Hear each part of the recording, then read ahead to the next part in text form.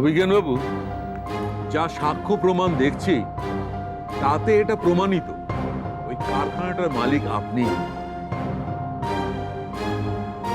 কিন্তু এখানে pollution control বোর্ডের ক্লিয়ারেন্স সার্টিফিকেট তো দেখতে পাচ্ছি না।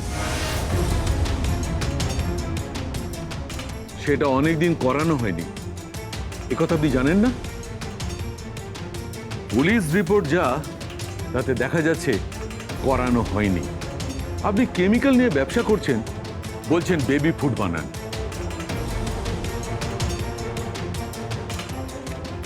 কি নিয়ে ব্যবসা করছেন তার স্টক লিস্টটা কোথায় সেটাও তো দেননি। আপনি যদি কারখানায় নিষিদ্ধ কেমিক্যাল ইউজ নাই করে থাকবেন তাহলে তার নমুনা ওই কারখানায় পাওয়া যাচ্ছে কি করে? আর রেডলি স্ট্রিটের আশেপাশের বাতাসেও ওই একই কেমিক্যাল থেকে নিঃসৃত গ্যাসের নমুনা কিভাবে পাওয়া যাচ্ছে? এ ব্যাপারে আপনার কোনো ব্যাখ্যা আছে? আমি তো বলছি আমার বিরুদ্ধে একটা চক্রান্ত হয়েছে। আপনি এই চক্রান্তের দায়টা কার উপর চাপাচ্ছেন? পুলিশ নাকি নোবেল ফিউচার কলেজের সেই সাধারণ স্টুডেন্ট যে নিজের জীবন বাজি রেখে প্রথম নমুনাটা সংগ্রহ করেছিল আরেকজন স্টুডেন্ট কম্পাস ভৌমিকের নেতৃত্বে তার উপর?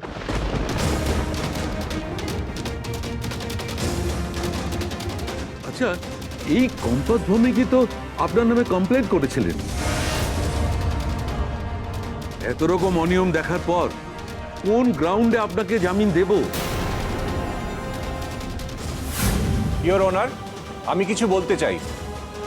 প্রসিড।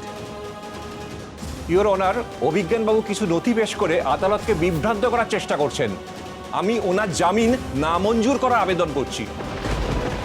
সুনির্দিষ্ট তদন্তের খাতিরে এবং অভিজ্ঞান দত্ত যাতে বাইরে থেকে প্রমাণ লোপাট করার চেষ্টা না করতে পারেন, তাই ওনার 14 দিনের পুলিশ কাস্টডি আমি আবেদন করছি।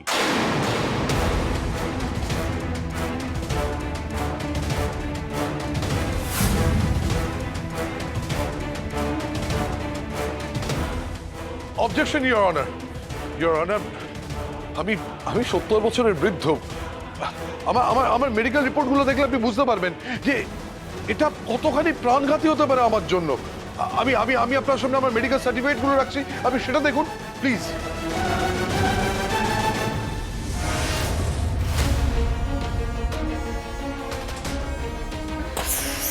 এটা ভালো চাল দিলেন।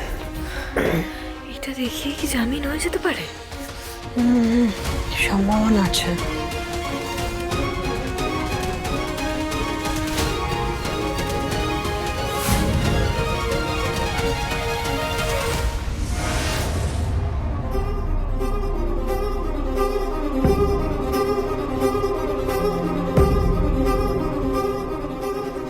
তোমরা কি নিজেদের মুখ চলাচল করবে নাকি আমাকে বলবে ইনি কে মুক্তি মাসি? অবশ্যই বলবো, কিন্তু আমরা শুধু একটা কথাই ভাবছি যে কথাটা শুনে তুই ঠিক কতটা রিয়াক্ট করবি। তুমি যেটা বলতে এসছো সেটা বলো। বিহান, ইনি হলেন সেই মানুষ যিনি জানেন কম্পাস প্ল্যান করে তোদের বাড়িতে ঢুকেছে।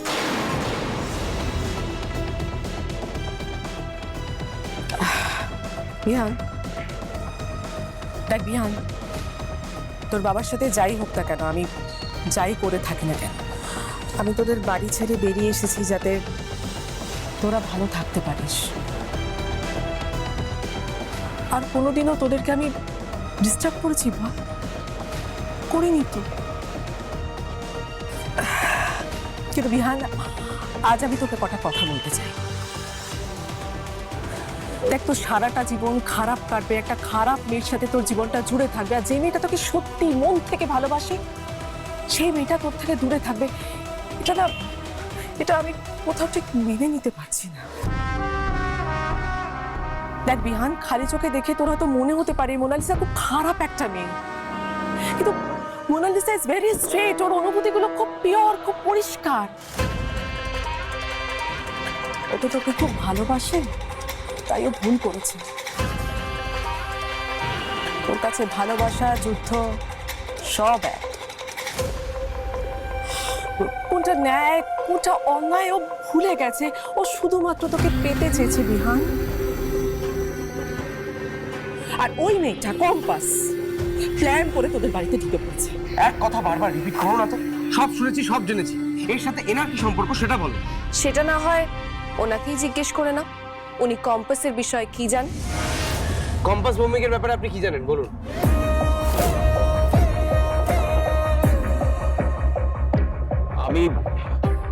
আমি শুধু এইটুকুই জানি যে কম্পাস আমার কাছে এসেছিল ওর বাবার ব্যাপারে খোঁজ খবর নিতে, আর সেটা নিতে গিয়ে কে অন্যায় করেছে, কেন করেছে, সেই খোঁজ নেওয়ার জন্য মানে কম্পাসকে আপনাদের বাড়িতে ঢুকতে হতো। কেন? আপনি কি করে জানলেন এত কথা? আপনার পরিচয়টা তো দিলেন না। আমি অভিজিৎ ভৌমিকের সাথে কাজ করতাম। ওই অখিলেশ চৌধুরীরা এই ব্যাপারে যুক্ত থাকতে পারে এটা ভেবেই, আর সেটা কোনো প্রমাণ পাওয়া যায় কিনা সেজন্যই ওকে আপনাদের বাড়িতে ঢুকতে হয়েছে।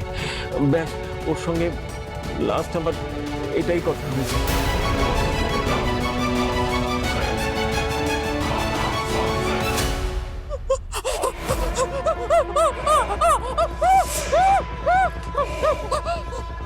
কোনো রকম গন্ডগোল করবেন না। বিহান চৌধুরীকে যেটা বোঝানোর সেটাই বোঝাবেন, এতে আপনার আর আপনার স্ত্রীর মঙ্গল। মিথ্যে কথা তো বলতে বলছি না, সত্যি কথা বলবেন, একদম সত্যি কথা বলবেন। ঠিক যা যা কথা হয়েছিল কম্পাসের সাথে সেটাই বলবেন। কম্পাসের মোটিভ কি ছিল, ওর কোনো বদ মতলব ছিল না, এসব কিন্তু আপনি বিহানকে একদম বোঝাতে যাবেন না। ব্যাস, তাহলেই হবে। বোঝাতে পারলাম আমি আপনাকে? বোঝাতে পারলাম আমি আপনাকে?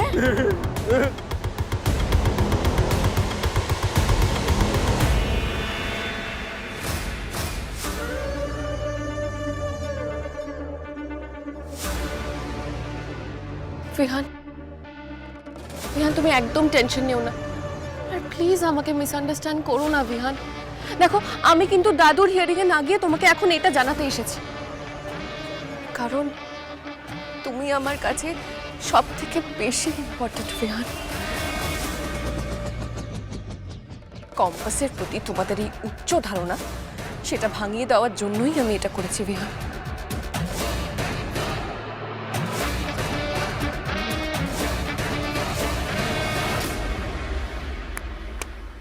অভিজ্ঞান দত্তকে 14 দিনের পুলিশ কাস্টাডিতে রাখার আবেদন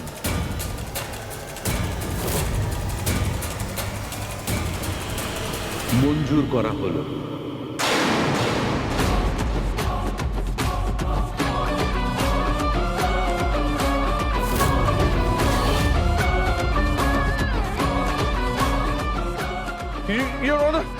আপনি আমার মেডিকেল রিপোর্টগুলো পড়ো। এটা ডক্টর অভিজ্ঞান দত্ত, আপনি একজন সিনিয়র লয়ার, তাই আপনাকে একটাই ওয়ার্নিং দিচ্ছি, আপনি চুপ করে থাকুন।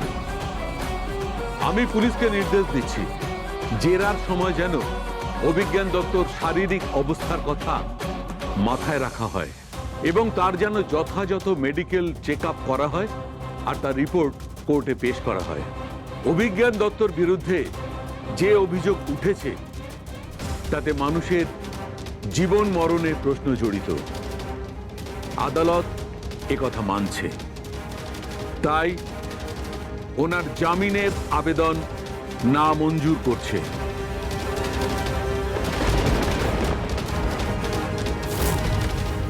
14 দিনের পুলিশ কাস্টাডি গ্র্যান্টেড।